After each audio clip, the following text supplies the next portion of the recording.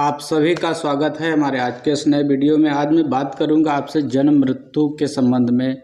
जन्म मृत्यु पंजीकरण अधिनियम 1969। आप चाहें तो अपने मोबाइल पे भी इसे सर्च कर सकते हैं और देख सकते हैं कि इसमें क्या क्या प्रावधान किए गए हैं। फिर भी उन लोगों के लिए जो इस सर्च नहीं कर सकते हैं, जो गूगल का प्रयोग नहीं कर पाते हैं, और सरल भाषा में मैं आपको बताऊंगा क्या व्यवस्था इसमें है।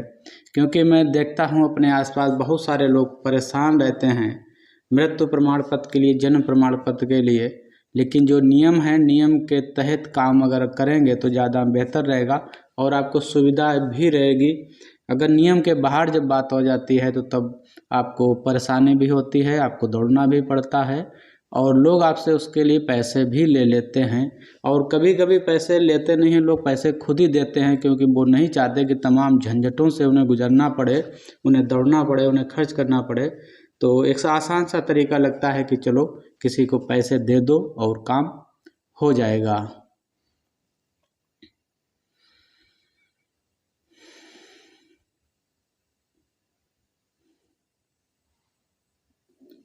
जन्म मृत्यु पंजीकरण अधिनियम 1969 क्या कहता है ये मैं आपको बताऊंगा। इसमें जो मुख्यतः धारा 8, 10, 12 और 15 के साथ साथ में धारा 16 और 17 में इसके प्रावधान हैं, क्या अधिकार हैं आपको।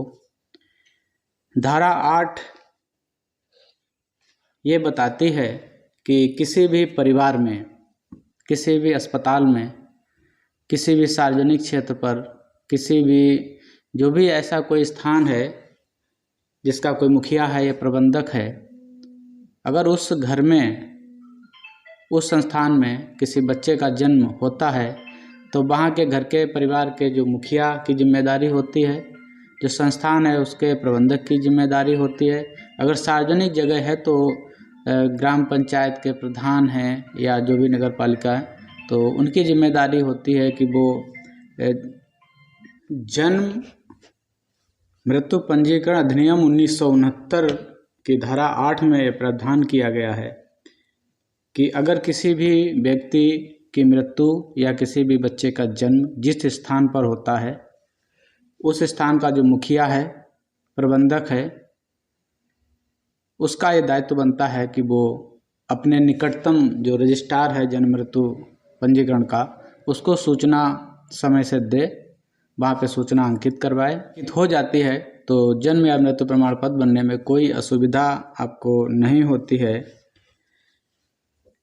और धारा 10 है वो ये किसी व्यक्ति को अधिकार देती है कि उसके अधिकार क्षेत्र में किसी की जन्म या मृत्यु हुई है तो वह उसे प्रमाणित करेगा कि हाँ ये मेरे संज्ञान में है और मेरे सामने ऐसा हुआ है, मेरे क्षेत्र में ऐसा हुआ है। धारा 11 के तहत ये व्यवस्था है कि जन्म और मृत्यु की सूचना देने वाला व्यक्ति जन्म मृत्यु रजिस्ट्रार के कार्यालय में रजिस्टर होता है, उस पर हस्ताक्षर करेगा और एक प्रारूप भर के देगा जिसमें सारी सूचनाएं होंगी जन्म या मृत्यु से संबंधित व्यक्ति की। जो मुख्य बात आती है वो धारा 13 में वर्णित है। धारा 13 ये प्रावधान करती है कि किसी व्यक्ति की जन्म या मृत्यु की सूचना कितने समय पे कहाँ दी जाएगी, विलम्ब होने पर उसे कहाँ सूचना देनी होगी। तो इसमें धारा 13 जो है, अगर किसी की जन्म या मृत्यु होती है तो एक प्रथम दिन से और 20 दिन तक जो स्थानीय रजिस्ट्रार होता है, जैसे ग्राम पंचायतों में सचिव होते हैं और नगर पालिका वगैरह में वार्डों में भी रजिस्ट्रार होते हैं, तो उनको आप जन्म या मृत्यु होने के 20 दिन के अंतर्गत आप सूचना देंगे निर्धारित प्रारूप पर।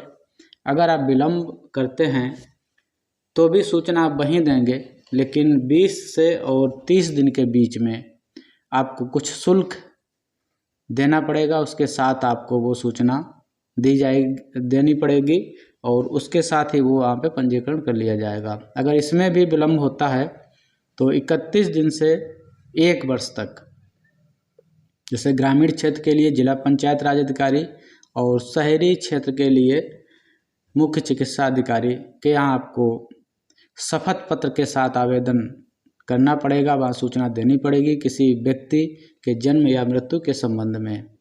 तब वहाँ से एक आख्या लगने के बाद, जांच होने के बाद संबंधित रजिस्ट्रार को लिखित में आदेश होगा कि इस प्रकरण की मेरे द्वारा जांच की गई है, और जांच में लिखा जाएगा कि इसका वहाँ पे पंजीकरण कर लिया जाए, पंजीकरण करके एक जन्म मृत्यु प्रमाण पत्र जारी कर दिया जाए। अगर 1 वर्ष के बाद भी आप नहीं सूचना देते हैं, तब प्रक्रिया को लंबा आप खुद ही करते हैं, तो वहाँ पे अगर ग्रामीण क्षेत्र में आप रहते हैं तो उप जिलाधिकारी के यहाँ पे आपको आवेदन करना पड़ेगा, और उनकी एक पोर्टल है, उस पोर्टल पे आपको सूचनाएं भरवानी पड़ेंगी। वहाँ से उप जिलाधिकारी महोदय के कार्यालय से सचिव ग्राम पंचायत या संबंधित रजिस्ट्रार को एक कार्यालय आदेश जारी होगा। उस आदेश में ये कहा जाएगा कि इस व्यक्ति की जन्म मृत्यु फला फला डेट को हुई थी, जो सही है, और इनका जन्म प्रमाण पत्र या मृत्यु प्रमाण पत्र जारी कर दिया जाए। तो ये चीज़ें थी मुख्य, आप इनमें समझ लीजिए। अगर आप विलम्ब होंगे तो परेशानी आपको होगी, क्योंकि नियम के तहत जब कार्य किए जाते हैं तो दिक्कतें बहुत सारी बढ़ जाती हैं। और धारा 15 रजिस्ट्रार के लिए है। अगर उसे लगता है कि कोई प्रविष्टि उसके द्वारा गलती से गलत दर्ज हो गई है, तो उस प्रविष्टि को संशोधित वह कर सकता है। और धारा 16 के तहत प्रत्येक रजिस्ट्रार एक संबंधित प्रारूप पर एक रजिस्टर बनाएगा, रजिस्टर रखेगा, उस पर सारी सूचनाएं वो दर्ज करेगा। धारा 17 आपको अधिकार देती है कि संबंधित रजिस्ट्रार के ऑफिस में जाके आप सूचना लिखित में मांग सकते हैं कि किसी व्यक्ति की जन्म या मृत्यु वहाँ पे पंजीकृत है या नहीं है। अगर आप मांगेंगे तो उन्हें बतानी पड़ेगी। तो ये छोटी सी जानकारी थी जन्म और मृत्यु के संबंध में। समय का विशेष ध्यान रखें। और बहुत सारे लोगों को हमने देखा है जो रजिस्ट्रार होते हैं, तमाम तरह के प्रपत्र मांगते हैं।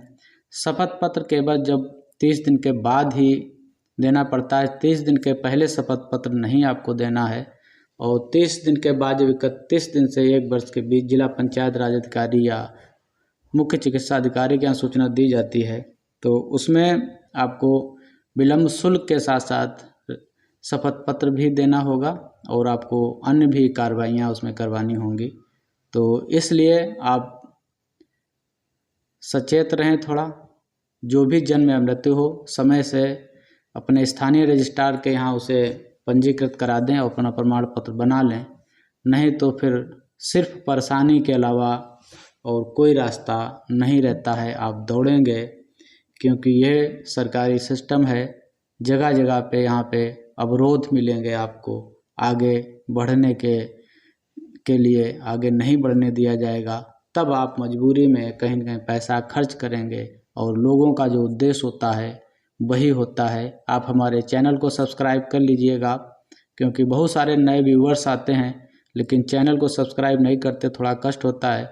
जितने ज़्यादा लोग इस चैनल से जुड़ेंगे तो हो सकता हम उतनी ही ज़्यादा जानकारियाँ आप लोगों तक पहुँचाएँ।